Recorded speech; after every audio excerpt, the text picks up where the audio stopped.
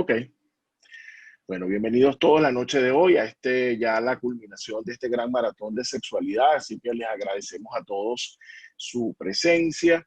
Y bueno, esta noche vamos a hablar de un tema muy interesante porque en realidad viene como de alguna manera a complementar todo lo que se ha venido desarrollando en el día de hoy con respecto a la sexualidad en sus distintos ámbitos y en sus distintos enfoques.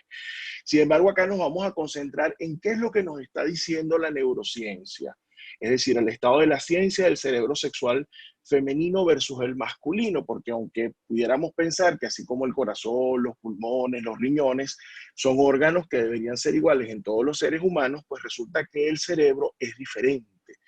¿Ok? Es diferente, existe lo que se llama el dimorfismo cerebral, es decir, dos formas de manifestarse la misma estructura, en este caso en el cerebro de un hombre o el cerebro de una mujer, hablando del patrón binario heteronormativo regular, normal, característico y la que la mayoría de los seres humanos tenemos. No vamos a entrar acá en las consideraciones ni de las personas transgénero, ¿ok?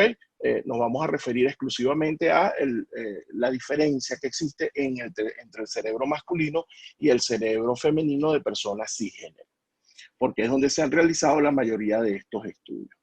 Entonces, yo les voy a hacer un enfoque general, porque entiendo que el auditorio obviamente se nos indicó desde un principio, la mayoría acá hay un público general, también existe un público académico, y una de las maneras más, digamos, fáciles en las cuales yo le pudiera ir explicando de cómo se presentan las diferencias entre el cerebro del hombre y el cerebro de una mujer, fue a través de esta cátedra de estudios avanzados de la práctica del coaching, donde yo le enseño a mis alumnos el coaching desde un punto de vista de las neurociencias, más allá de lo que es el coaching en sí.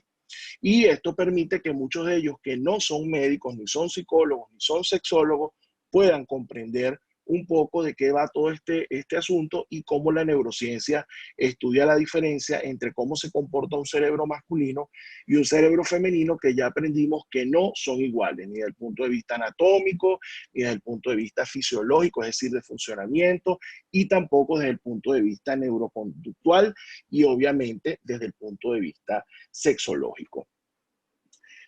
Bueno, hay un pequeño gen que no es el único, porque existe un pool, ya se están descubriendo que existen otros genes asociados, pero que va a determinar que se forme en el producto de la fecundación un cerebro masculino, porque es que en realidad la tendencia es natural, una vez que se da la fecundación, más allá de los genes, es a que se forme una mujer.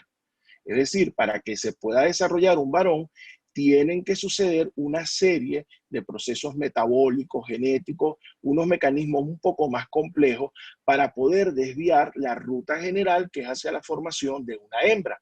Por lo tanto, el primer punto diferencial, una vez que ocurre la fecundación y se determina la carga genética, es la presencia de un gen muy específico, que es el gen SRY, que nos va a permitir que se produzcan andrógenos, que son las hormonas masculinas por excelencia. Las mujeres también lo tienen, pero digamos que definen desde el punto de vista fisiológico más al varón que a la propia mujer, y específicamente en este punto serán estos andrógenos los que van a tratar de convertir que ese cerebro no se produzca como un cerebro femenino, sino como un cerebro masculino.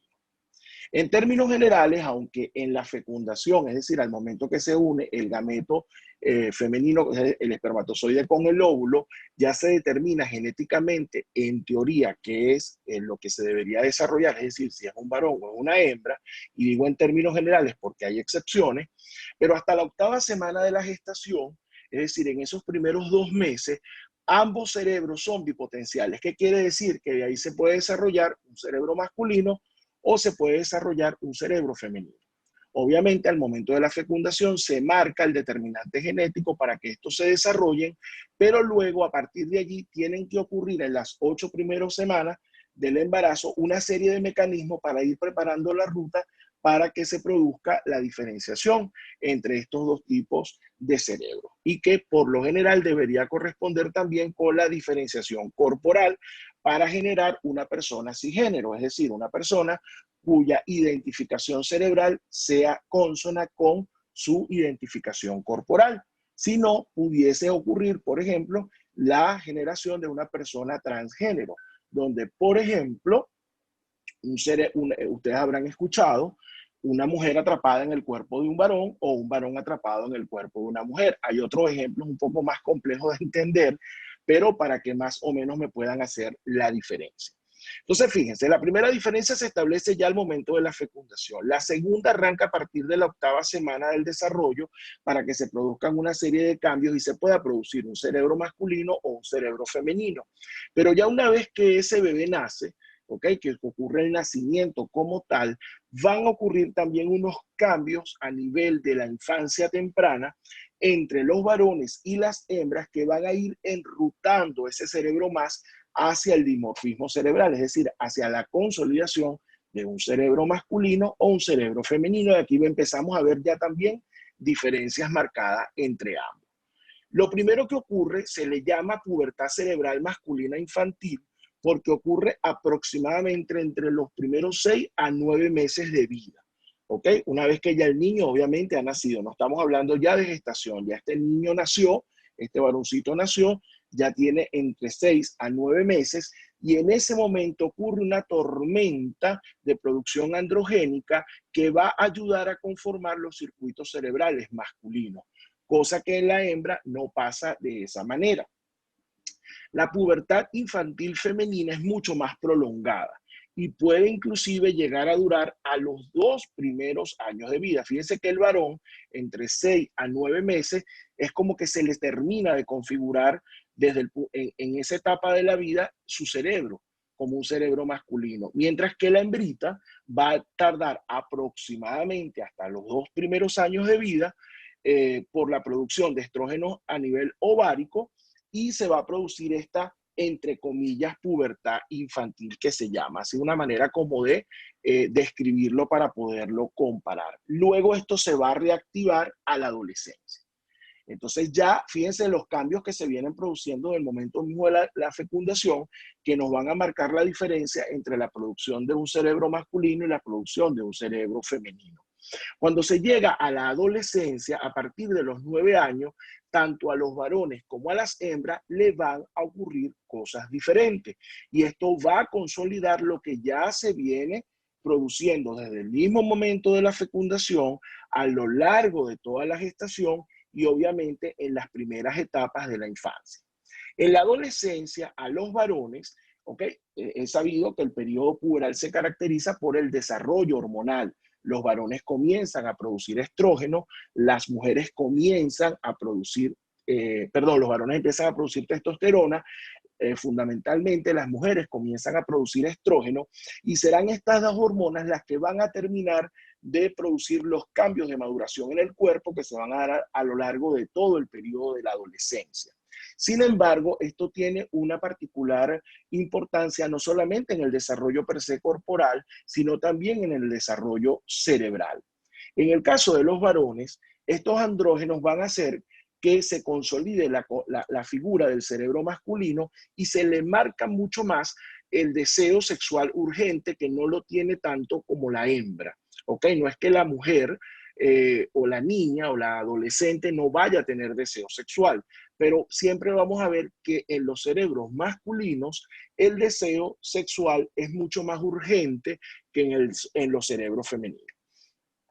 Esto también va a marcar caracteres de la personalidad como son la agresividad, el desafío a la autoridad y la defensa del territorio. En realidad, esto es parte de los mecanismos de supervivencia antropogenéticos que nosotros venimos arrastrando a través de los miles de años o de los millones de años que tiene la evolución de la raza humana a nivel de la faz de la Tierra, porque recuérdense que inclusive en la época, si nos remontamos, aunque hoy en día está discusión si realmente los dinosaurios existieron, pero si nosotros nos remontamos a la teoría evolucionista, en aquel momento, pues el varón era el que tenía que salir a cazar y era el que para buscar los alimentos y llevarlos a la cueva para el hogar y después tenía que defender el territorio. Entonces, esta agresividad masculina, entre comillas, es decir, este carácter impetuoso de defender lo que le pertenece, ¿ok? Desafiar la autoridad para poder marcar su territorio son características que a nosotros nos vienen dadas desde lo genético. Y después vamos a ver cómo se confronta lo genético, o sea, es decir, lo innato con lo adquirido, es decir, lo social. ¿Qué pasa entonces con la chica? También a los 9 años, con la llegada de la menarquia, comienza una tormenta, los ovarios comienzan a producir una gran cantidad de estrógeno y comienza el desarrollo corporal y el desarrollo, sus primeras menstruaciones, etcétera. Pero esta explosión hormonal, inclusive en todos los adolescentes en general, tanto los varones con las hembras, no va a concordar con la maduración del desarrollo de la corteza prefrontal cerebral. Esto aplica tanto para los varones como para las hembras, ¿ok?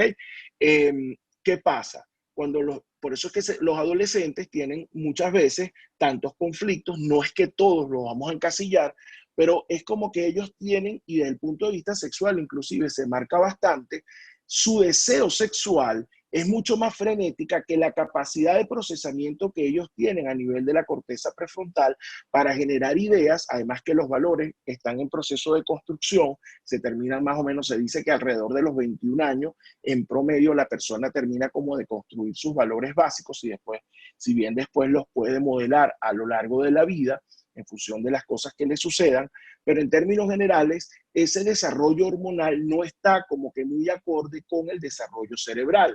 Por eso en los adolescentes, y hoy en día lo observamos más porque hay más facilidad de acceso a la pornografía, por ejemplo, o a empezar a tener prácticas sexuales, por eso es que los adolescentes se inmiscuyen tanto en la masturbación, en la búsqueda del erotismo, en las prácticas sexuales sin pensar en las consecuencias, porque también es una tendencia de la naturaleza a que se produzca la reproducción. Y esto lo podemos dar a lo largo de una cantidad innumerable de ejemplos en los cuales vemos que la naturaleza siempre busca que la especie se reproduzca como tal. Aquí viene un balance importante entre lo que yo traigo como carga genética, que es lo innato, y lo adquirido, es decir, lo que a mí se me va a formar dentro de mi cerebro, dentro de mi corteza cerebral, en relación con la cultura y con el desarrollo social y mis experiencias de vida. De manera tal que se dice que lo innato y lo adquirido, es decir, lo genético y lo epigenético, lo social, se van a estar retroalimentando constantemente y de la suma del resultado de esta ecuación, pues vamos a tener los distintos tipos de conductas y personalidades. Un ejemplo muy claro, ya una vez formado, ya les expliqué cómo era más o menos un esquema bastante sencillo, la diferenciación intrauterina, después en la primera etapa de la infancia y luego en la adolescencia. Pero ya una vez que llegamos a la etapa de la madurez, vamos a encontrar, por ejemplo, que los cerebros masculinos y los femeninos van a responder diferencialmente al estrés. Es decir, no, más allá de las diferencias individuales que cada persona va a tener, digamos que de manera colectiva, de manera genérica, el género femenino tiene una forma de comportarse más o menos homogénea que es relativamente distinta al comportamiento de la masa colectiva de las personas del género masculino. Nosotros vamos a ver, por ejemplo, que siempre el apetito, el deseo sexual impulsivo, inclusive la misma frecuencia sexual, el interés por las actividades sexuales es mucho más marcado en los varones que en las hembras. Y aquí empieza la pregunta, ¿qué fue primero, el huevo o la gallina? ¿Los varones son así porque culturalmente se les ha dado la cuerda o realmente se les dio la cuerda culturalmente porque el varón desde el punto de vista antropogenético viene diseñado para ser el que busca el inicio de la actividad sexual? Entonces ya son preguntas que nos tenemos que empezar a hacer desde el punto de vista filogenético y evolutivo. Eso no quiere decir que la mujer no pueda ser sexual. De hecho lo es, porque la sexualidad es todo. Pero digamos que en términos generales vamos a ver conductas sexuales desinhibidas, más propensión a tener mayor frecuencia sexual, mayor deseo sexual, mayores conductas sexuales de alto riesgo en los varones que en las mujeres. Como les comentaba, lo genético puede ser modificado por lo culturalmente adquirido. Sin embargo, no siempre esta fórmula se va a dar. O sea, muchas veces los impulsos genéticos se van a venir por encima de los valores adquiridos y de esto hay también otros ejemplos, pero bueno, vamos a entender que dentro del espacio que tenemos para desarrollar la conferencia no nos podemos desviar de la parte cerebral. Aquí viene otra diferencia en cómo, ya les dije que a la hora del estrés, los cerebros funcionan de manera distinta, más allá de las diferencias de cada persona. Pero, por ejemplo, vamos a ver que el cerebro masculino tiende a trabajar en función de objetivos concretos y va directamente a la resolución de los conflictos. Esto va a ser distinto a cómo lo hace la mujer y ya vamos a ver las diferencias. Es importante en este punto acotar que estas diferencias, este dimorfismo que se presenta entre ambos grupos de la especie, no es uno no es mejor que el otro, o sea, no existe un nivel de jerarquización entre ellos, tampoco pudiésemos decir que entran en conflicto o que entran en rivalidad. El ser diferente es parte de la evolución porque hay una palabra clave y es la complementariedad. Es decir, las acciones que genéricamente llevan a cabo los varones y que se diferencian de las acciones que genéricamente pueden comportar las mujeres son complementarias para la reproducción y la supervivencia de la especie, desde lo más básico inclusive a lo más complejo. Imagínese que usted mande a un varón, por ejemplo, en la época de las cavernas, vamos a regresar porque es el ejemplo socialmente donde podemos ver la diferencia con mayor contraste, a cazar y a pelear con tigres, a pelear con jabalíes, a pelear inclusive con dinosaurios, en caso de que hubiesen existido. Entonces anda por ahí, entonces se empieza a contemplar la puesta del sol o la salida del sol, el amanecer, el olor de las flores, se lo come el tigre. El varón va directo a cazar. Él no le importa si está lloviendo, si está tronando, si hay tempestad, si el día está soleado, si está nublado, si las flores son más rojas. Él no se para a contemplar el paisaje. Él va directo a lo que va. Usted, un varón, lo manda al centro comercial a buscar un martillo y a los 5 minutos él regresa con el martillo. Pero no se le va a ocurrir, por ejemplo, si es necesario comprar una medicina, si es necesario comprar comida, y ahí empiezan los conflictos, porque la mujer le dice, mire, fuiste al centro comercial a buscar el martillo y no se te ocurrió que aquí en la casa no había pan. El varón te va a decir, no, yo fue a buscar el martillo. La mujer es totalmente lo opuesto. La mujer se detiene a contemplar los detalles y comienza a evaluar el entorno. Entonces ahora imagínense ustedes que el ejemplo que les di, que la mujer fuese la que saliese a cazar, mientras se para a ver el amanecer o el atardecer o a contemplar el aroma de las flores en el campo, viene y o no llega a la casa viva o llega sin la presa porque no puede cazar nada, porque lo que ve el tigre se pone a ver lo bello que es el tigre, entonces le da sensación matarlo y no lo mata y no lleva la comida a la cueva. Fíjense que les estoy dando un ejemplo en una etapa social bastante rudimentaria como es la época de las cavernas, pero quizás es uno de los momentos donde podemos empezar a ver estos contrastes. Alguien por allí, creo que Jennifer, tienes abierto tu micrófono, hija, por favor, si eres tan amable, si los puedes silenciar. Muchas gracias. Entonces, aquí tenemos que empezar a ver que el cerebro y el cuerpo se conectan. Y aquí hay dos conceptos interesantes. Uno tiene que ver con el conectoma y el otro con el sexoma. Estos son conceptos relativamente a veces un poquito difíciles de entender, pero se los voy a explicar de esta manera.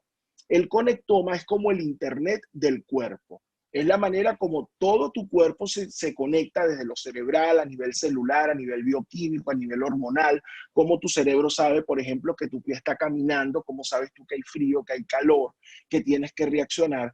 Eso vendría siendo el conectoma. Es como la internet del cuerpo. De hecho, se considera que es una red eléctrica de base neural que conecta todo el cuerpo de manera de que lo que ocurre en la punta del cabello hasta lo que ocurre en la última uña del dedo pequeño del pie, el cuerpo, el cerebro lo debe saber y todo el cuerpo lo sabe.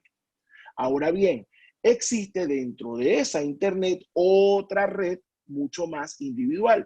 Imaginemos ahora nosotros, el conectoma sería toda la internet y nosotros que estamos ahorita conectados todos a través de esta pantalla por el programa de Zoom, seríamos el sexoma. Es decir, somos un elemento específico dentro de un grupo mucho más grande.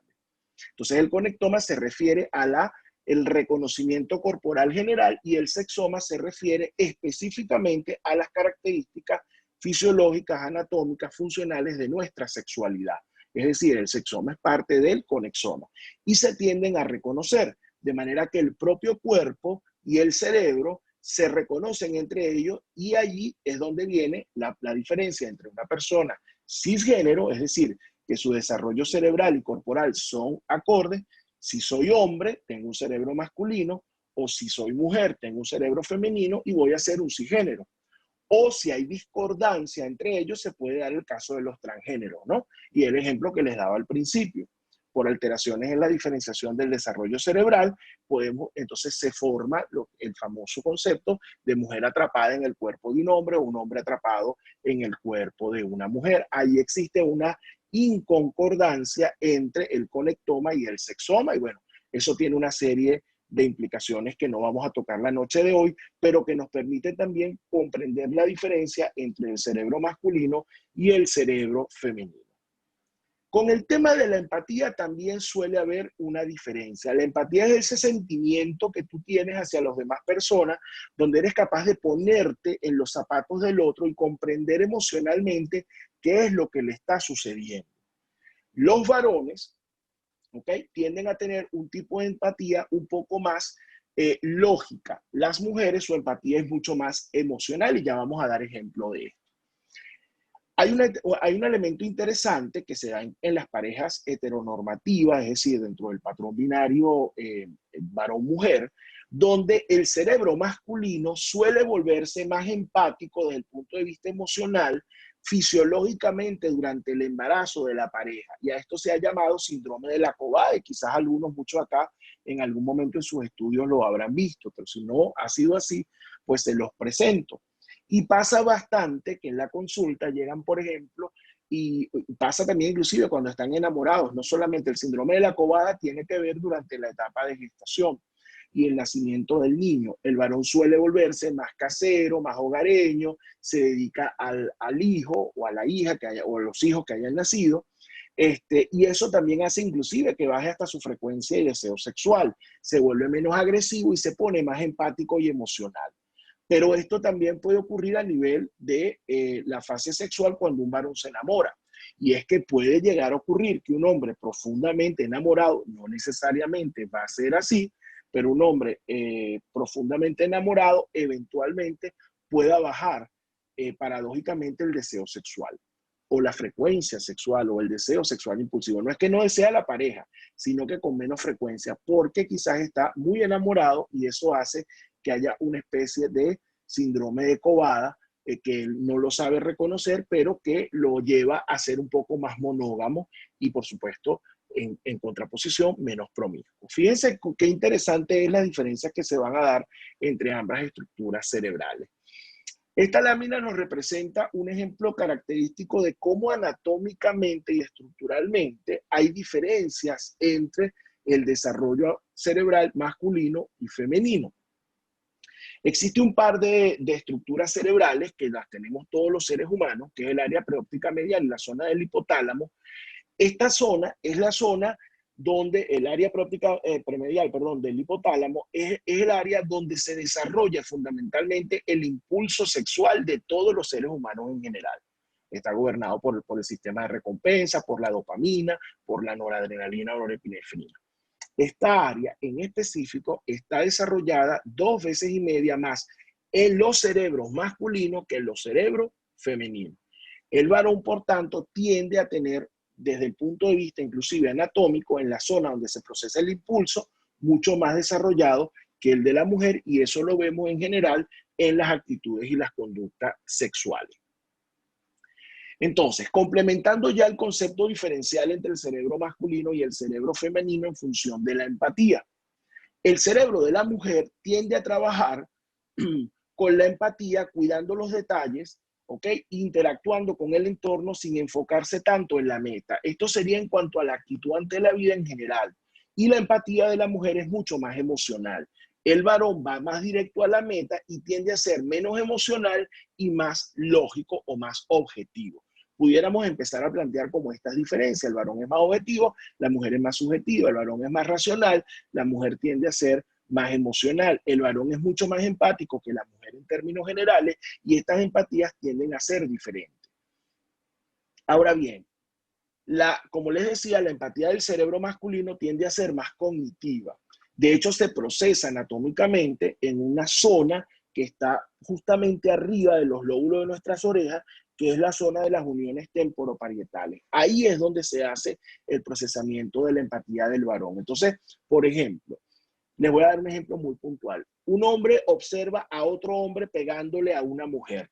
Él inmediatamente se va a conectar y se va a dar cuenta que primero existe una situación de violencia donde una persona está abusando física y emocionalmente de otra, que lo más seguro, al haber una diferencia allí de género, que existe ya una diferencia física y que por lo tanto ese hombre que tiene, digamos, la fuerza física mucho mayor que una mujer, la está confrontando y la está violentando.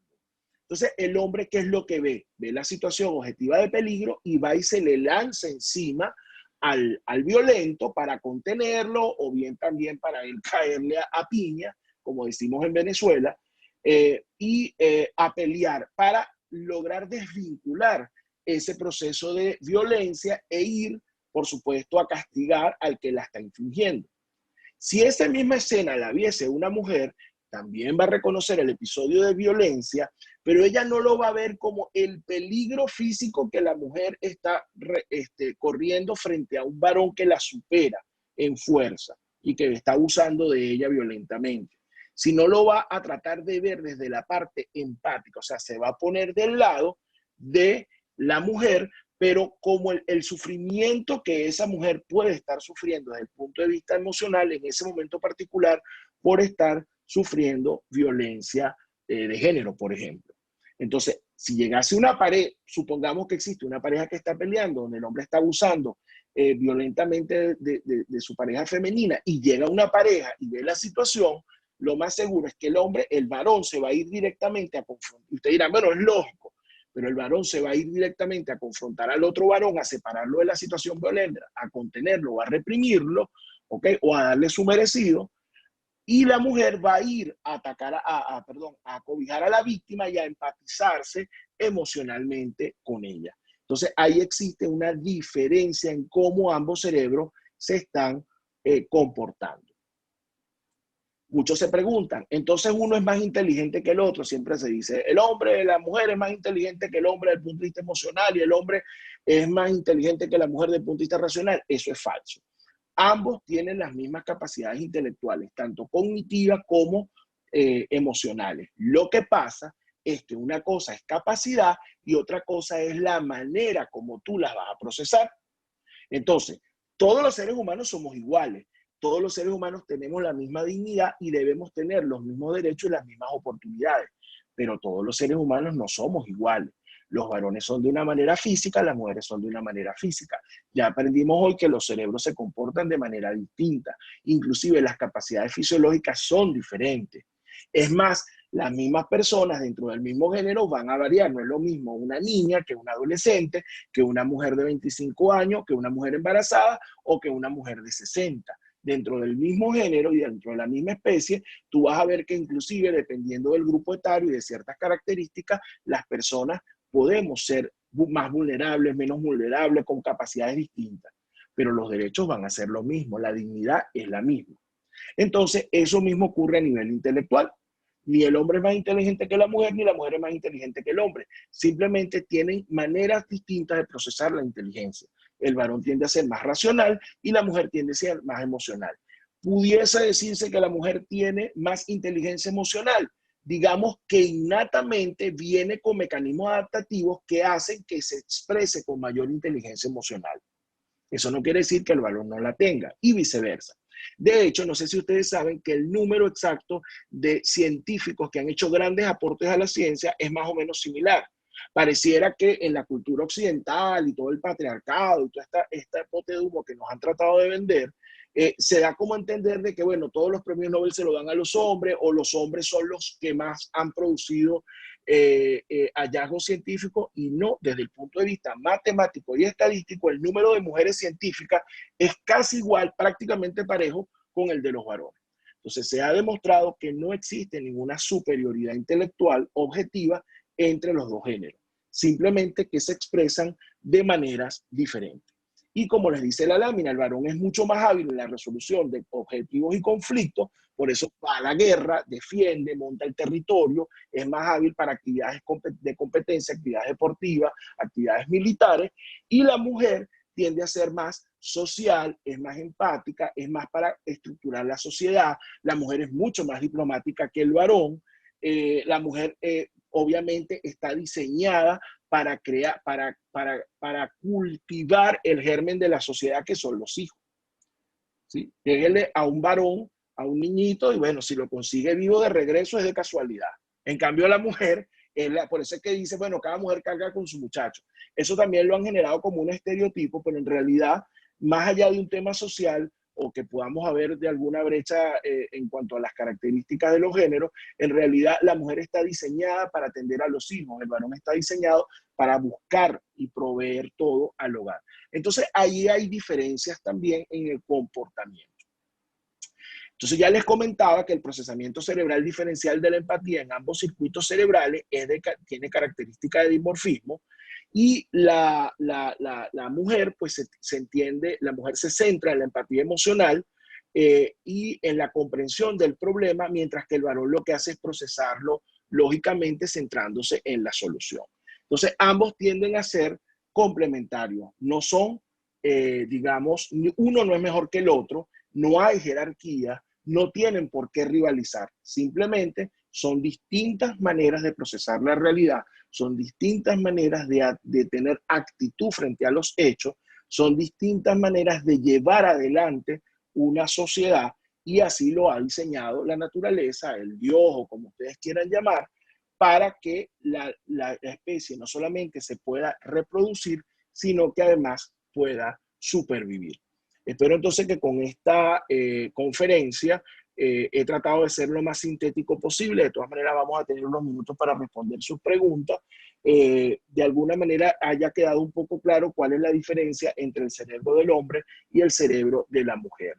Aprovecho este espacio para invitarlos a todos. Nosotros tenemos una academia internacional que es la Escuela Latinoamericana de Medicina Sexual y Sexualidad Humana, SLAMSEX, la cual tengo el orgullo y el honor de presidir, y nosotros tenemos una estructura de estudios universitarios de diplomados de sexualidad que forman parte de un programa, y a su vez ese programa puede ser luego acreditado para un grado de máster en educación o salud sexual. Así que los invito, si les gusta estudiar el tema de la sexualidad humana, pueden meterse en nuestra página web. Hay varios niveles de acreditaciones, tenemos convenios con varias universidades, tanto en Estados Unidos, en Venezuela, con la UNICAL en Curazao. Ahorita inclusive acabamos de firmar un convenio con la gente de la UNESCO, así que bueno, tenemos muchas vías para certificar a nivel de diplomatura o luego a nivel de maestría de posgrado si ustedes quieren sus estudios de sexualidad humana. Y ya finalizo con una invitación para el próximo mes de julio, entre el 13 y el 17 vamos a desarrollar nuestro primer Congreso Internacional Virtual. Es nuestro segundo año de existencia, el año pasado no lo pudimos celebrar de esta manera, así que vamos a estudiar la educación y la salud sexual en el siglo XXI. Vamos a tener un variado y selecto grupo de ponentes a nivel hispanoamericano, ginecólogos, urólogos, psiquiatras, sexólogos, psicólogos, expertos en sexualidad, en terapia de pareja, médicos, expertos en medicina sexual, terapistas de pareja, psicólogos terapistas de pareja en toda Hispanoamérica y Estados Unidos, que van a estar en este congreso, que va a ser totalmente gratuito, 100% en línea. Se pueden pueden entrar a nuestra página web, seguirnos en las redes sociales, ahí tienen la cuenta oficial de la escuela en Instagram, que es el LAMSEX oficial, pero la plataforma tiene otras cuentas, como nos pueden buscar por La Ciencia Detrás del Sexo o Dr. Serrano, y allí pueden conseguir información o a través de los canales que les invitaron a este grandioso evento que organizó la doctora Nereida Lacera, ya que a través de ellos vamos a extender las invitaciones. Así que bueno, están cordialmente invitados y bueno, se les agradece a todos la participación y el placer y el gusto por compartir el conocimiento sexológico. Así que bueno, con esto he terminado la exposición y bueno, si tienen a bien hacer alguna pregunta, con muchísimo gusto estaremos acá para respondérsela. Doctor Fernando, muchas gracias por su excelente ponencia. Bueno, y se abre el chat para que puedan ustedes escribir, o si quieren abrir micrófonos, ponen la manito porque este es un tema interesante y la verdad yo pensaría que no nos deberíamos ir de esta maratón sin hacerle algunas preguntas al doctor Serrano. Mientras tanto voy leyendo, ¿no? Ya los saludos de todos. Yo le escribí que bien, gracias por su entusiasmo y participación para llegar a la meta, porque coronamos con éxito esta maratón virtual. Entonces, ¿hay alguna pregunta que quieran hacer? Buenas noches, doctor, y todos los oyentes, todos los que están pues conectados a lo largo pues de esta jornada interesante, pues que nos ha nutrido, pues todos los días aprendemos y desaprendemos, doctora Nere. Mi cariño para ustedes de muchos años. Gracias, Joana. Yo tengo una Muchas pregunta, gracias. no sé si de pronto, bueno, sí, de pronto lo va a desarrollar, pero quiero que de pronto, en cuanto a estudios, ¿por qué la mujer, bueno, aparte que es una habilidad, tenemos esa capacidad de que somos muy diligentes, de que somos muy creativas? Tenemos como que esa ventaja frente a los hombres. O sea, de pronto podemos hacer muchas cosas a la vez como una habilidad. Entonces, pues si eso está, como que le digo, como que está pues comprobado, como que hay una, ¿cómo se le podría llamar? Si hay algunos estudios sobre eso, o sea, que de pronto no sé si eso tiene que ver en lo que dice usted, de pronto en la anatomía, algo pues, que nos hace pues, Gracias. esas habilidades como que más Sí, arriba que los hombres. sí, sí. Bueno, tú lo has dicho muy bien y gracias por tu pregunta, Joana. Sí, efectivamente, ¿qué pasa? Las mujeres en el rol que diseñó la naturaleza, o diseñó el Dios superior, o bueno, hoy en día hay tantas teorías, ¿verdad? Evolutivas, pero digamos que quien diseñó todo este rollo decidió que la mujer se encargaba de la construcción del tejido social. ¿Cuál es la célula de la familia? ¿Cuál es la célula de la sociedad? La familia, la estructura social. Y la familia parte no solamente de la reproducción de la especie, sino después del cuidado de la cría. Vamos a hablar de la cría para hablar inclusive de la parte social de las especies, de las razas animales, no solamente de la raza humana. Pero ¿qué pasa? La mujer es la que se encarga de, fíjense que la mujer por lo general es tiende, de hecho en nuestros países latinoamericanos y en el mundo en general, la mujer termina siendo a veces madre soltera, porque la mujer es la que tiene, de hecho es quien carga al producto de la concepción en su vientre, no lo carga el varón. O sea, en la naturaleza dijo, bueno, tu mujer eres la que lo vas a cargar 9 meses en tu vientre y luego lo vas a criar. Y por eso, por lo general, la mujer nace inclusive con el instinto maternal y de protección. Entonces, la mujer es la que se va a encargar de confeccionar el núcleo de la sociedad, que es la familia. Así sea que la familia tenga un padre ausente, ahí va a haber un núcleo familiar, ¿sí? Así el papá no esté. Pero la mujer se encarga. El varón se encarga es de darle soporte a lo que la mujer ha creado. Es decir, si yo te tuviese que decir un ejemplo, la mujer es como el diseñador o el confeccionista de moda que hace el vestido y el hombre sería como el modelo, es el que lo porta. Entonces, ¿qué pasa? Tú puedes tener un vestido y lo puedes guindar en un maniquí porque puedes prescindir del modelo, pero necesitas quien te haga el vestido. Entonces, la mujer en ese aspecto lleva la ventaja y se ha diseñado porque era la que iba a encargarse de cargar el producto de la concepción, desarrollarlo en su vientre y luego darle cría. Por eso la mujer tiene que tener mayores habilidades desde ese punto de vista. ¿Ok? Entonces, es un tema de naturaleza. Imagínense un hombre haciendo el ejemplo que yo les daba, y lo digo desde que yo soy yo, o sea, desde mi parte masculina. A ti te ponen a criar un niño, hay hombres que pueden ser muy buenos padres. Ahí también se mezcla lo innato con lo adquirido, tú puedes aprender. Así como hay mujeres, por ejemplo, que pueden tener un cerebro más masculino, ¿ok? Y son mujeres que se les da muy bien la competitividad en los deportes, se les da muy bien la parte militar. Hay mujeres que con un arma son mucho más agresivas que un varón y se enfrentan en una guerra y militarmente van adelante y ganan una batalla, ¿sí? O sea, no es un tema de que la mujer no puede o el hombre no puede ser maternal, por ejemplo. Bueno, no va a ser maternal porque no va a ser madre, pero digamos que no puede tener actitudes que sean compatibles con la parte femenina. Todos podemos aprender a cómo ser complementarios a lo que no nos toca de naturaleza, pero hay algo innato. Entonces, sí, definitivamente eso está más que demostrado, y además que lo vemos en el día a día, las mujeres multitasking, como decimos nosotros. Los varones somos un poco más básicos en ese sentido, pero el tema, por ser básico, no significa que no seamos complejos, pero es que necesitamos ir directamente a desarrollar un conflicto. Si vamos a defender el territorio, si se está metiendo un ladrón por la ventana, nosotros no podemos empezar a, ay, se me van a partir las uñas si me caigo a golpe con el ladrón. Uno va para adelante y listo, ¿sí? Porque te toca a ti defender el territorio, pero la mujer le toca construirlo. Claro, con el apoyo, por supuesto, de el varón.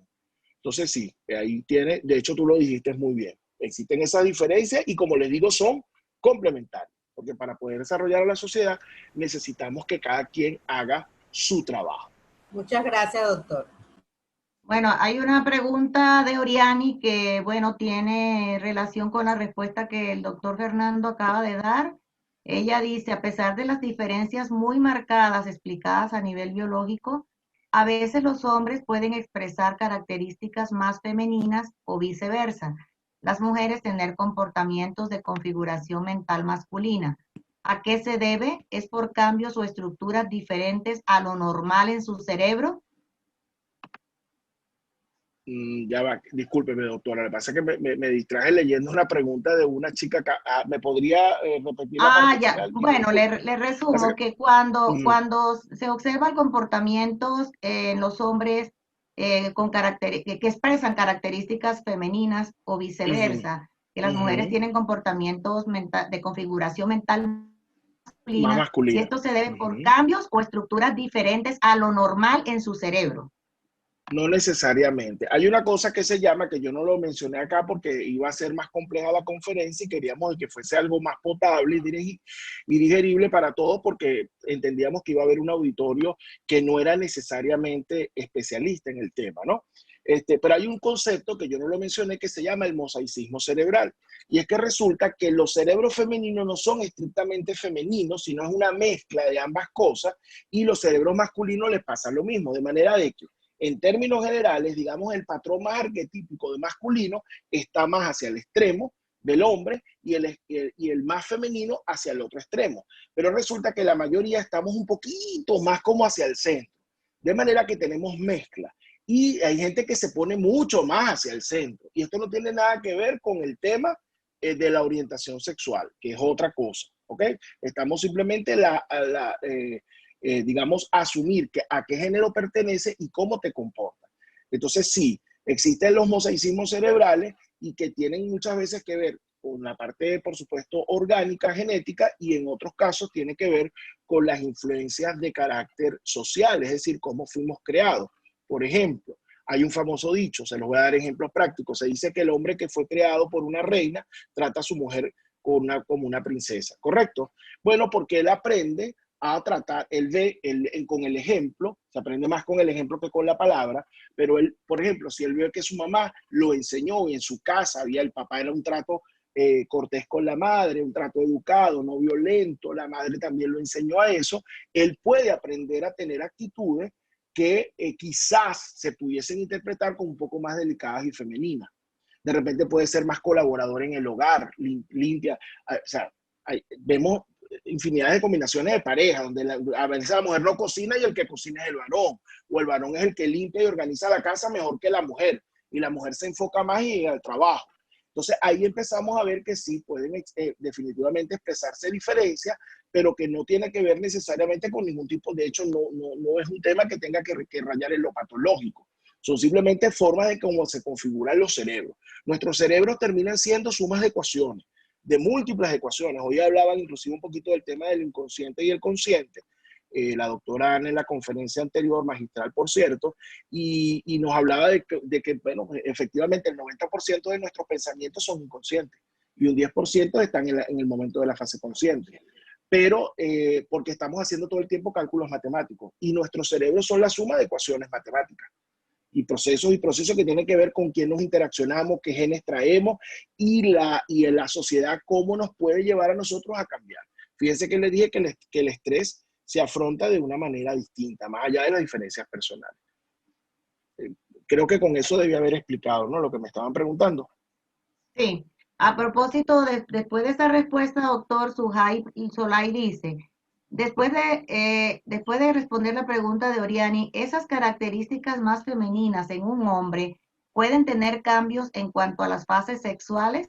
O sea, ella aclara que tarden más en llegar a la fase orgásmica o que tengan una resolución más corta y viceversa con respecto a la mujer. No necesariamente tiene que ser así. De hecho, una cosa es cómo la fisiología sexual masculina es distinta. Por cierto, saludamos a la doctora Sujay Noroña, ella es urólogo y está en Ecuador. La conocemos, fue alumna de la escuela y todavía pertenece a la institución que no está estudiando ahorita activamente. Pero, ¿qué pasa? La fisiología masculina es distinta a la fisiología femenina. Ya después, cada persona también tiene su propia fisiología. ¿Ok? Eso es un tema que tiene que ver al funcionamiento y de cómo se configura. Por ejemplo, la mujer tiene periodos refractarios sexuales casi que a veces casi que inexistentes. No es que no tenga, sí tiene, pero son tan cortos que a veces son casi inexistentes. Por eso es más fácil que una mujer sea multiorgásmica. Ahora, ¿el varón puede ser multiorgásmico? Sí, él puede aprender mediante una serie de técnicas a controlar desde el punto de vista cerebral su reflejo.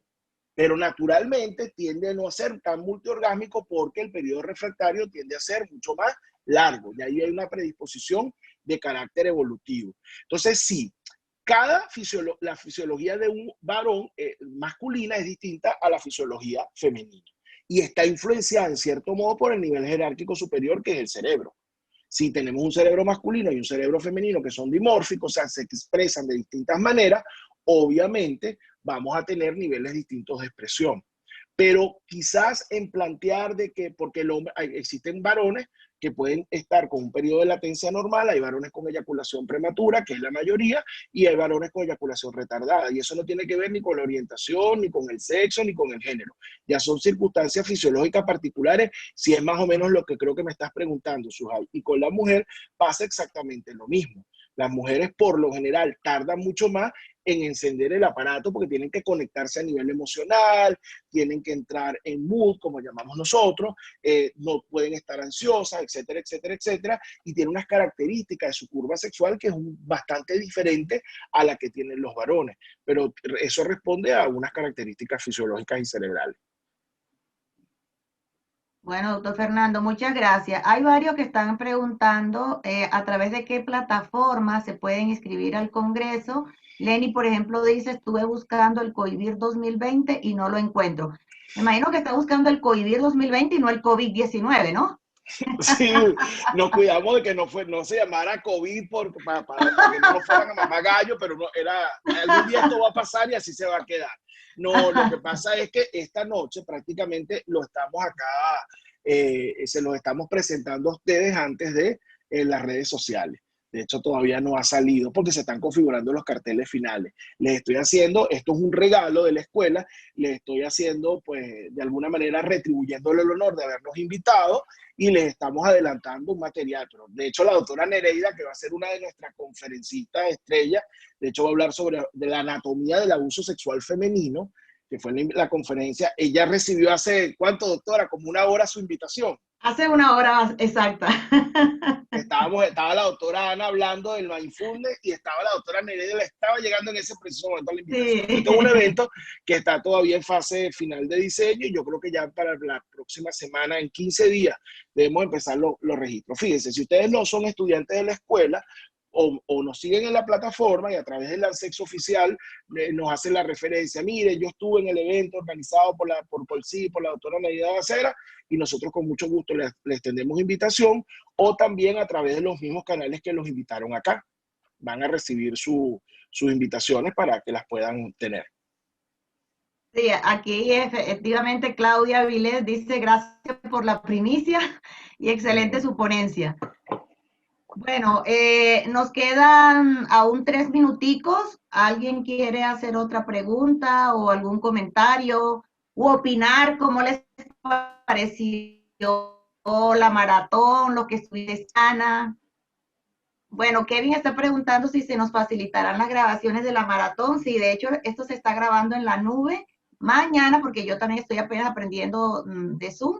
Mañana ya se lo mando a todos los participantes. Ahí hoy vi que había una opción. De todos modos, si no les llega a través de los conferencistas que los invitaron a ustedes, también ellos ya han tenido las grabaciones. Esta es la última del doctor Serrano, que en 5 minutos después de finalizado, Zoom me envía la grabación y esa se las reenvío. Entonces sí, pueden contar con ella.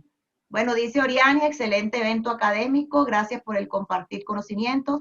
El doctor Luis Espinosa saluda al maestro Fernando y felicitaciones por su conferencia. Rebeca dice muchas gracias, excelente.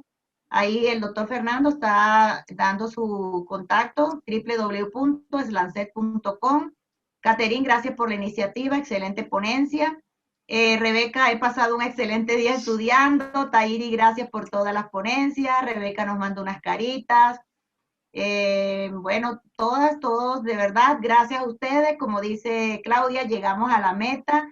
Esta noche en Instagram, en @NelaSexóloga, pueden darse cuenta que cada ponencia yo tomé unas foticos y al final, en este momento, le estoy dando gracias a todos los participantes de esta maratón de sexualidad. Síganos a todos. De verdad, felicitaciones por haber trasnochado, haber participado, haber contribuido, habernos apoyado. Esa sonrisa que estoy viendo en los que me están permitiendo verle su rostro, súper chévere. Entonces le doy al doctor Fernando unas últimas palabras para que pueda despedirse. Bueno, de verdad, doctora Nereida, primero felicitarla por esta excelente iniciativa y la excelente organización, el éxito de este evento, agradecerle a todos los compañeros, colegas conferencistas que también se sumaron el día de hoy a este proyecto, a toda la audiencia que estuvo todo el día allí. Es arduo, ¿no? Estar tantas horas, pero se mantuvieron firmes y de verdad, y a esta hora, pues no. Con casi 50 participantes, realmente ha sido para esta primera experiencia algo maravilloso. Agradecerle a usted nuevamente por la invitación y bueno, agradecido a los estudiantes que nos acompañaron de la escuela esta noche y nos vemos entonces técnicamente por allí o en las redes o en el COIVIR 2020 en el mes de julio.